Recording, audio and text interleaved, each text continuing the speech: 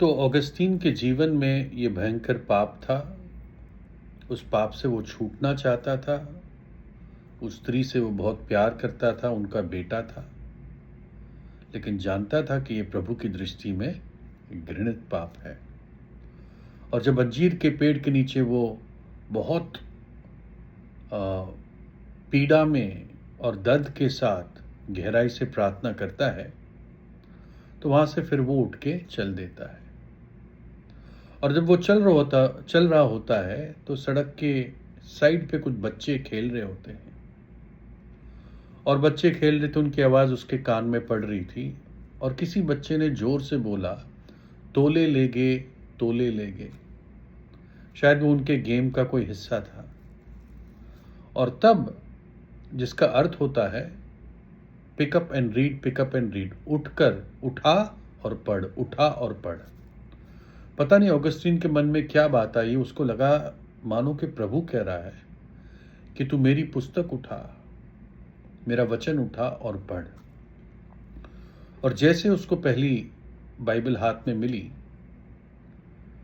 अपने कमरे पे जाकर, तो उसने बाइबल खोली, बाइबल उठाई, बाइबल खोली, और उसकी आंख सीधा रोमियो 13 अध्याय की 13 और 14 आयत पे पड़ी, 13 आयत पे पड़ी। और वो 13 से पढ़ना शुरू किया और 14 पे खत्म हो गया, क्योंकि अध्याय वहां खत्म हो जाता है।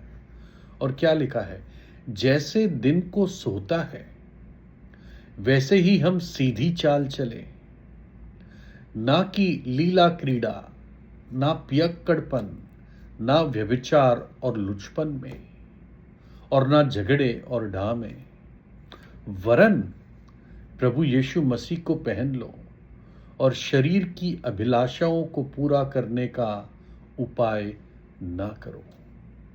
पवित्र आत्मा ने सीधा उसके दिल पे तीर मारा पश्चाताप का, कि तू लीला क्रीड़ा और व्यभिचार और लुचपन छोड़ दे, सीधी चाल चल, और इन सब से बचने के लिए प्रभु यीशु को पहन ले, और शरीर को कोई भी मौका मत दे।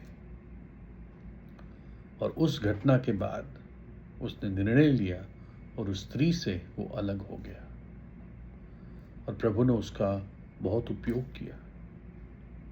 पाप हमारी ताकत को, हमारी सामर्थ्य को खत्म कर देता है।